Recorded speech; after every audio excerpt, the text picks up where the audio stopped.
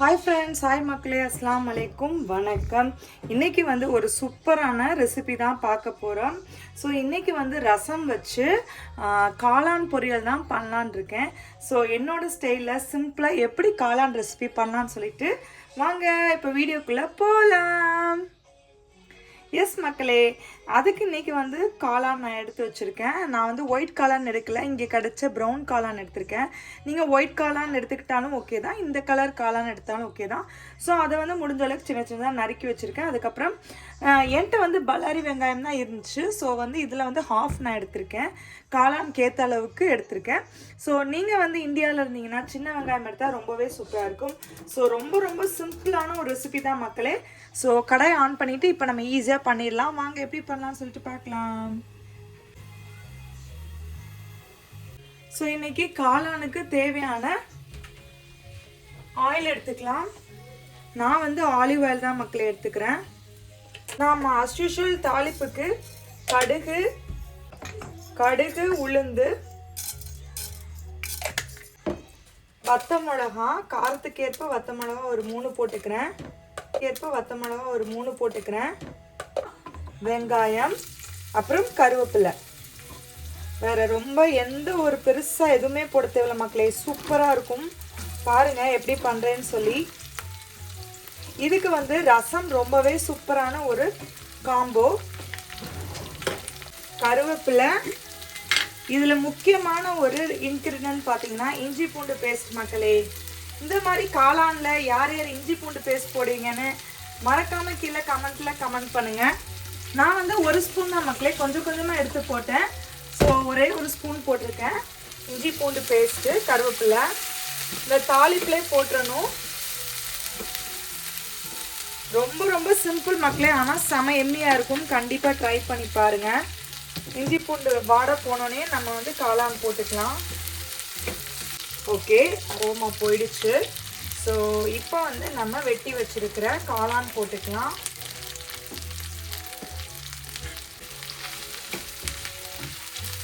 காளான் போட்டாச்சு. இப்போ நம்ம இதில் பெரிய என்னென்ன மசாலாலாம் போடல மக்களே, ரொம்ப ரொம்ப சிம்பிள் தான். ஒன்றுமே இல்லை, 1 ஸ்பூன் மல்லிப்பொடி, அதுக்கப்புறம் மிளகாய் பொடி, அதாவது பிளாக் பெப்பர். மிளகாய் பொடினா நம்ம ரெட் சில்லி கிடையாது மக்களே, பிளாக் பெப்பர். அதுக்கப்புறம் சீரகப்பொடி ஒரு 1/2 ஸ்பூன். அவ்வளோதான் மக்களே, வேறு எந்த மசாலாவும் போட வேண்டாம். இதே ப்ராசஸில் தான் ஈரல் பண்ணுவோம் மக்களே. ஈரல் தெரியுமா? ஈரல், மட்டன் ஈரல். இன்றைக்கி அதுவும் முடிஞ்சால் பண்ணி உங்களுக்கு வீடியோவில் காமிக்கிறேன். ஸோ சூப்பராக இருக்கும் மக்களே, வேறு எந்த ஸ்பெஷல் ரெசிபியும் வேண்டாம், தேவையில்லை, ஸ்பெஷல் திங்ஸ்லாம் இல்லை. உப்பு,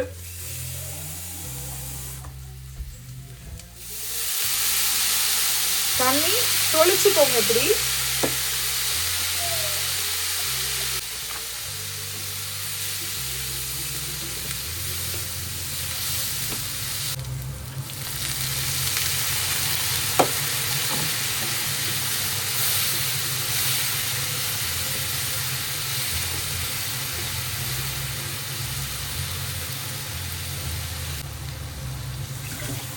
ஓகே மக்களே, இப்போ இதை நம்ம வந்து மூடி போட்டு ஒரு 2 நிமிஷம் வேக வச்சுக்கலாம்.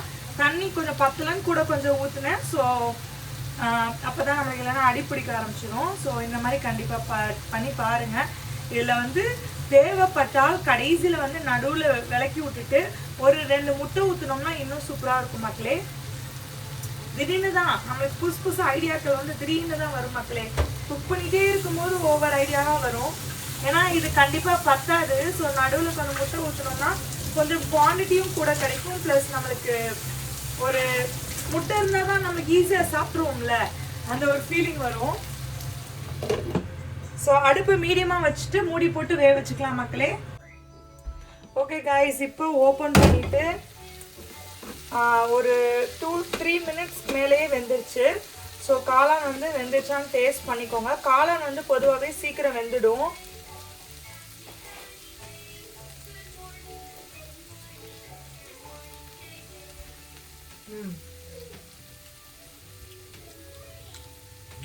நான் வந்து இன்னைக்கு வெஜிடேரியன்ஸ்லாம் இதோட நிப்பாட்டிக்கலாம் மக்களே.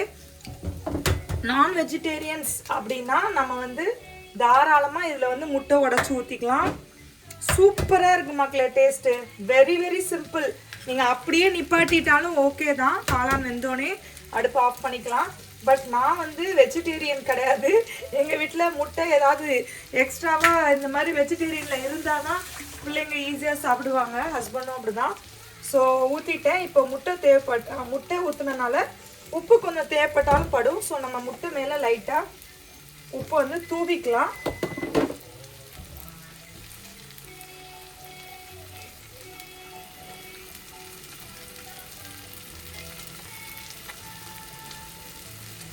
ஸோ இந்த மாதிரி ஒரு ரெசிபி கண்டிப்பாக நீங்களும் ட்ரை பண்ணி பாருங்கள். ஸோ இதுக்கப்புறம் நான் வந்து ரசம் ஏன் ஸ்டைலில் மக்களே, இன்னைக்கு ரசம் வந்து ஏன் ஸ்டைலில் சூப்பர் டூப்பராக வெரி வெரி சிம்பிளாக. தக்காளி தான் மக்களே நிறையா போடணும். நம்ம ரசத்தில் வந்து புளி கம்மி தான். நம்ம வந்து தக்காளி ரசம் தான். ஸோ புளி வந்து பேருக்கு தான் எட்டி பார்க்கணும் நம்ம ரசத்தில். ஸோ இன்றைக்கி அப்படி ஒரு தக்காளி ரசம் இன்றைக்கி பார்த்துடலாம். ஸோ அவ்வளோதான். அப்படியே ஃபுல்லாக வந்து கிளறிடலாம். வாவ்,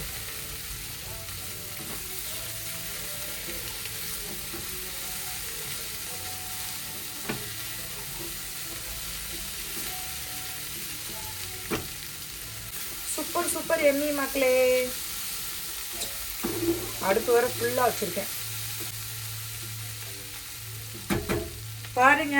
சூப்பரான ஒரு காளான் ரெசிபி, காளான் egg recipe ready. Hi friends, hi மக்களே, அஸ்ஸலாமு அலைக்கும், வணக்கம். இந்த காளான் பண்ணிவிட்டு இப்போ வந்து ரசம் பண்ண போகிறேன். அதுக்கு வந்து பூண்டை வந்து நறுக்கி வச்சுருக்கேன், ஒரு 5-6 பல். அதுக்கப்புறம் தக்காளி, இது குட்டி குட்டி தக்காளி மக்களே. ஸோ அதனால்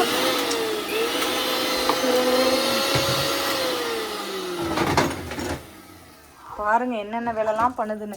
குட்டி குட்டி தக்காளி. ஸோ நம்ம தக்காளி ரசம்ன்றதுனால எடுத்து வச்சுருக்கேன். கருவேப்பிலை, மல்லிச்செடி. இப்போ வந்து இதில் 1 ஸ்பூன் வந்து நம்ம வந்து பெப்பர், அதாவது மிளகும், 2 ஸ்பூன் வந்து சீரகமும் போட்டுட்டு நம்ம வந்து இதை வந்து ஃபஸ்ட்டு தனியாக வந்து ஒரு பேஸ்ட்டு அரைச்சி எடுத்துப்போம்.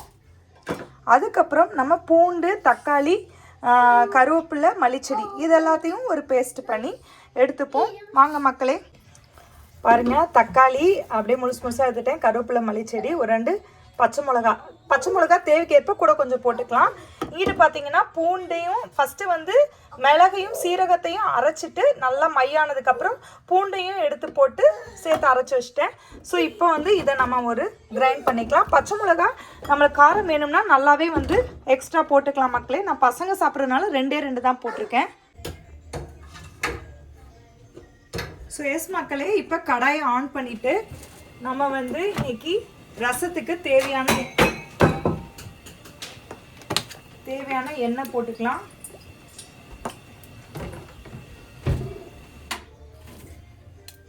இது வந்து என்னோட ஸ்டைல் மக்களே, தக்காளி ரசம். இது நிறைய தக்காளி போடணும், பட் வந்து புளி கம்மியாக போடுவோம். ஸோ கடுகு, எண்ணெயில் கடுகு, உளுந்து, சீரகம்,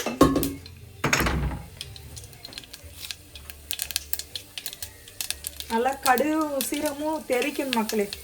எண்ணெயிலேருந்து இப்படி நல்லா வெடிக்கணும். அப்போ தான் வந்து கசக்காமல் இருக்கும். கடுகு வாயில பட்டுச்சுன்னா.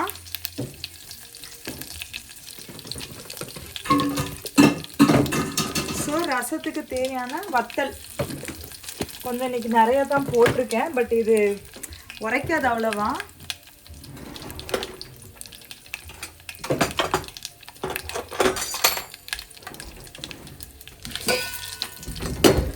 ஸோ இப்போ இதில் மக்களே, இப்போ இதில் அரைச்சி வச்சிருக்கிற சீரகம், அப்புறம் வந்து மிளகு, பூண்டு இப்படி வறுத்துட்டு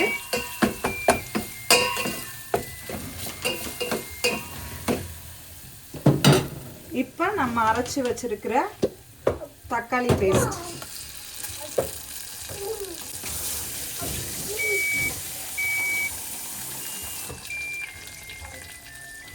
அதோட நம்ம தண்ணியும் ஊற்றிக்கலாம். பார்த்தீங்கன்னா நம்ம இன்னைக்கு புளி, ஒரு பல் புளி வந்து கம்மியாக புளித்தண்ணி இருந்தால் போதும். தக்காளியோட புளிப்பு தான் அதிகமாக இருக்கணும். அது பேர் தான் தக்காளி ரசம்.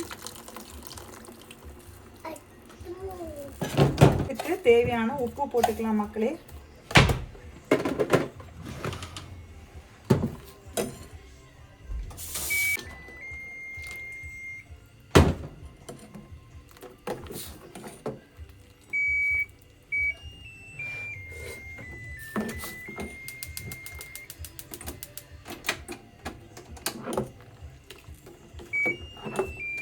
தக்காளி பாருங்க, இந்த மாதிரி 1-2 தக்காளி வந்து அரைக்கும் போதே இது லாஸ்ட்டாக ஒரு 2 தக்காளி போட்டுட்டு அந்த தக்காளியை வந்து நான் ரொம்ப அரைப்படாமல் இப்படி வச்சுருப்பேன். அதான் நல்லாயிருக்கும் மக்களே.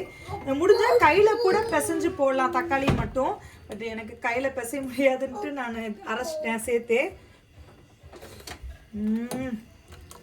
சூப்பராக இருக்குது மக்களே ரசம். புளிப்போட, அதாவது புளியோட புளிப்பு கம்மி தான் இருக்கணும் மக்களே. நம்மளுக்கு வந்து தக்காளியோட புளிப்பு தான் அதிகம் இருக்கணும். இப்ப நம்ம பெருங்காய பொடி இல்லாத ரசம் இல்லைல்ல,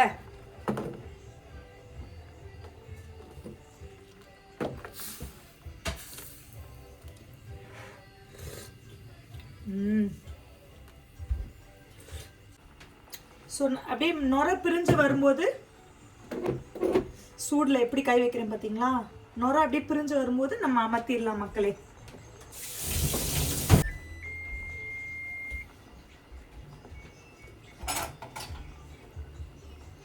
பாருங்க, இப்போ அப்படியே பிரிஞ்சு இப்படி வரும் மக்களே.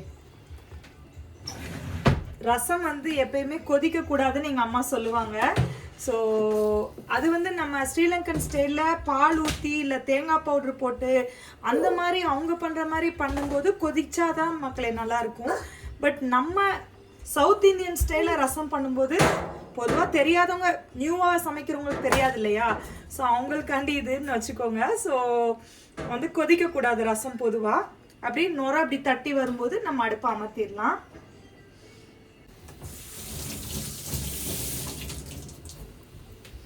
பாருங்க மக்களே, நுரை எப்படி வருதுன்னு, சூப்பர் அழகா இருக்கா.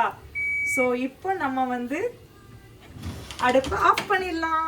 அவ்வளோதான் காய்ஸ், சூப்பரான ரசம் ரெடி. ஸோ கண்டிப்பாக நீங்களும் இந்த மாதிரி ஒரு ரசம் ட்ரை பண்ணி பாருங்கள். ப்ளஸ் நம்ம வீட்டில் இன்றைக்கி செஞ்ச காளான் இதுக்கு சைட் டிஷ்ஷாக, ஸோ அதுவும் நீங்கள் கண்டிப்பாக ட்ரை பண்ணி பாருங்கள். உங்களுக்கு கண்டிப்பாக பிடிக்கும்னு சொல்லிட்டு நான் நம்புகிறேன் மக்களே. ஸோ என் வீடியோ ஃபுல்லாக பார்த்துருப்பீங்க. இப்போ வந்து நம்ம கடைசியாக மல்லிச்செடி கொஞ்சம் போட்டலாம். இங்கே பாருங்கள், இந்த மாதிரி காளானுக்கு ரசம் சூப்பரான ஒரு காம்பினேஷன். பாருங்கள், சூப்பராக மல்லிச்செடி போட்டாச்சு. ஸோ சூப்பரான ஒரு ரசம் ரெடி மக்களே. ஸோ நீங்களும் இந்த மாதிரி கண்டிப்பாக ட்ரை பண்ணி பாருங்கள். உப்பு டேஸ்ட் பண்ணிக்கோங்க, நம்மளுக்கு ஏற்ற மாதிரி உப்பு கரெக்டாக இருந்தால் போதும். ஸோ கண்டிப்பாக உங்களுக்கு பிடிச்சிருக்கும் நம்புகிறேன். பிடிச்சிருந்தால் மறக்காமல் லைக் பண்ணிக்கோங்க. உங்கள் ஃப்ரெண்ட்ஸ், ஃபேமிலிஸ் அண்ட் ரிலேட்டிவ்ஸ் எல்லாத்துக்குமே நம்ம வீடியோஸை ஷேர் பண்ணுங்கள். இப்போ தான் ஃபஸ்ட் டைம் பார்க்குறீங்கன்னா மறக்காமல் தஸ்னீம் vlogs என் சேனலை சப்ஸ்கிரைப் பண்ணி வச்சுட்டு பாருங்கள். பெல் பட்டனையும் அப்படியே டச் பண்ணி வச்சுக்கோங்க. அப்போ தான் நம்ம எப்போ வீடியோஸ் போட்டாலும் டிங்குன்னு கரெக்டாக நோட்டிஃபிகேஷன் வரும். நெக்ஸ்ட் இந்த மாதிரி ஒரு சூப்பரான ஒரு vlogல வீடியோவில் பார்க்கலாம். அது வரைக்கும் பாய் ஃப்ரம் தஸ்னீம். இதை கொஞ்சம் விலக்கி வச்சுட்டு வேலை முடிஞ்சிடும் மக்களே. பாய் பாய் பாய்.